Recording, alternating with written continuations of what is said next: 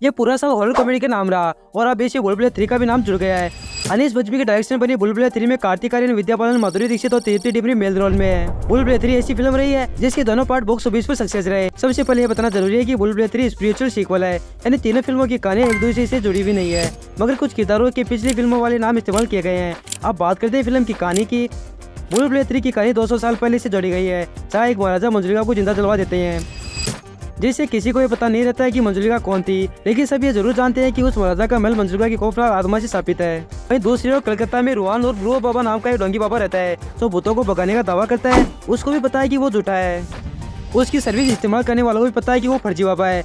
ऐसे में एक दिन मीरा नाम की एक राजकुमारी उसे अपने गांव रक्त काट ले जाती है। मीरा के परिवार वालों को लगता है कि उनकी हवेली में एक मंजुलिका नाम की भूतनी कैद है, इसलिए न वो हवेली में रह पाते हैं और न ही उसे बेच पाते हैं। मगर मीरा भूत प्रेतों में नहीं मानती है, इसलिए वो फर्जी भूतनी को भगाने के लिए फर्जी बाबा को लेकर जाती है।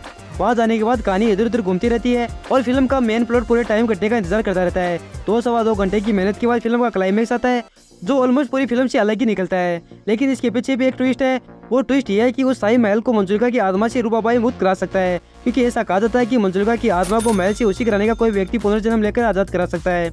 और रूपाबाई की शक्ल मंजुलिका की भाई और शाही राजकुमार से मिलती है। और फिल्म में यही एक सरप्राइज दर्शकों को पसंद आ सकती है कि कार्तिक डबल रोल में है। इस बीच हवेली में पुरातत्व विभाग की विद्या बालन और राजस्य घराने की रानी माधुरी दीक्षित की एंट्री होती है और फिर शुरू होता है डरावना खेल। क्या रूप बाबा मंजुलिका की आत्मा से शाही महल को आजाद करवा पाएगा? ये जानने के लिए आपको सिनेमा घर जाकर पूरी फिल्म देखनी होगी।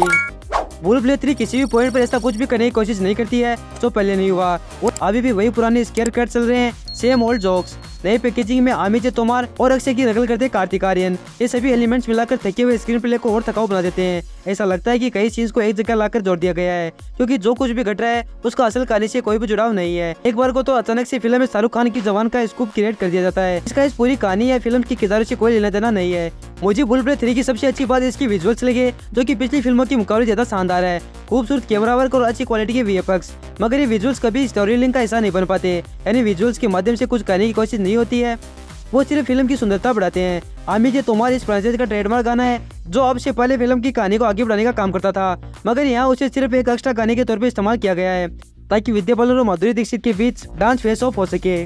बुलबुल 3 जैसी भी फिल्म बनकर निकले, इसका दोस्त में कार्तिक आर्यन पे बिल्कुल नहीं मरना चाहता, क्योंकि हमने चंदू चेपिन में देखा है कि अगर उन्हें डायरेक्टर पुश करें तो वो मजबूत परफॉर्मेंस दे सकते हैं। हालांकि इस फिल्म के अधिकतर हिस्सों में उनकी डायलॉग डिलीवरी अक्षय की सी लगती है। आखिर इसे में कार्तिक को परफॉर्म करने का मौका मिलता है। वो देवेंद्र नाथ के किरदार में अपने बेहतर एक एक्टर को ऑन करते हैं, मगर ऐसा लगता है कि डायरेक्टर को उनकी एक्टिंग पर भरोसा नहीं है, इसलिए उनकी उस परफॉर्मेंस को VFX से छुपा दिया जाता है। फिल्म को देखने से पता चलता है कि बुलबुल 3 के मेकर्स को सबसे पहले फिल्म की क्लाइमेक्स का आइडिया आया। वो अपनी फिल्म के माध्यम से एक सार्थक बात करना चाहते थे, मगर शायद वो कॉन्फिडेंट नहीं थे कि जनता इस चीज पर कैसे रिएक्ट करेगी। हालांकि इस तरह की हॉरर कॉमेडी फिल्म में अचानक से ट्विस्ट लाना थोड़ा डेस्परेट भी लगता है। खैर, बुलबुल 3 परफॉर्मेंस की लिहाज से भी बेहद कमजोर फिल्म साबित होती है। कार्तिक को छोड़ दे तो विजय राज, राजपाल यादव, संजय मिश्रा, अश्विनी कलेस्कर के करने के लिए यहाँ कुछ भी नहीं है। वो इस फिल्म में इसलिए है क्योंकि वो इस फ्रेंचाइज की पिछली फिल्मों का भी हिस्सा थे।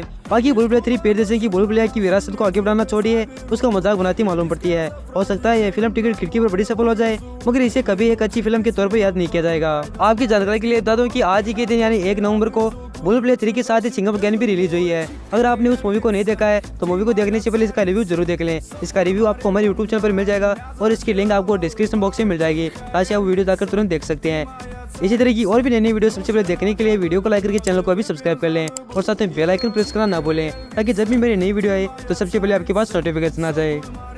लेटेस्ट न्यूज़ की अपडेट सबसे पहले जाने के लिए आप हमें इंस्टाग्राम पर फॉलो कर सकते हैं। इंस्टाग्राम की आईडी आपको मोबाइल स्क्रीन पर मिल जाएगी और इसकी डायरेक्ट लिंक आपको डिस्क्रिप्शन बॉक्स में मिल जाएगी, साथ ही आप हमें डायरेक्ट फॉलो कर सकते हैं। अगर आप भी YRF की स्पाई यूनिवर्स की आने वाली फिल्म के बारे में जानना चाहते हैं कि स्पाई यूनिवर्स की कौन कौन सी फिल्म आने वाली है, तो इसके ऊपर मैंने एक डिटेल सी वीडियो बना रखा है, जो कि आपको हमारे YouTube चैनल पर मिल जाएगा और इसकी भी डायरेक्ट लिंक आपको डिस्क्रिप्शन बॉक्स में मिल जाएगी, ताकि जाकर आप वीडियो तुरंत देख सकते हैं।